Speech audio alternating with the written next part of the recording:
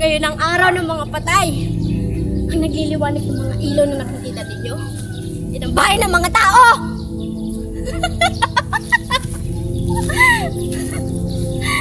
Sumama kayo sa akin. Sumama kayo. Sumama kayo sa akin.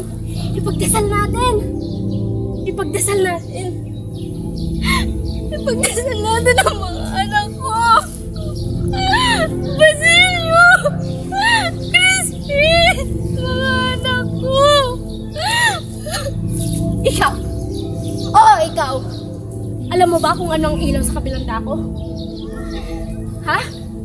Si Basilio yon! Ang ilaw sa kumbento, ha? Alam niyo ba kung anong ilaw na yon?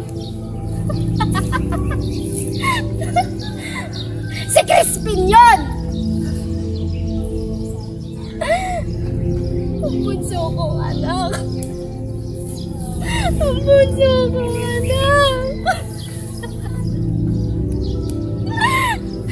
Nakita niyo ba sila? Nakita niyo ba sila? Basilio! Crispin! Ako si Sisa. Mabait. Magalang.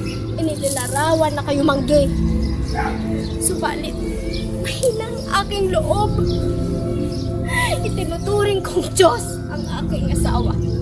Itinuturing kong anghel ang aking mga anak. At doon ako unti-unti namatay. Ako ang representasyon ng isang Pilipinong ina sa panahon ni Jose Rizal. Sinaktan nila ako. Nalipusta nila ako.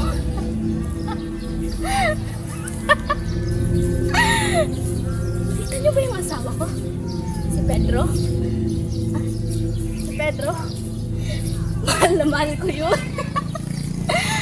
Mahal na mahal ko yun.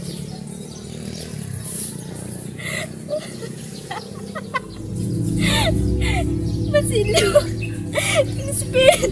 Mga anak ko! Nakita niyo ba sila? Nakita niyo ba sila? Meron akong dalang ampalaya at sariwang isda. Marami kasi kami nun sa bakuran eh. Baka makita niyo sila.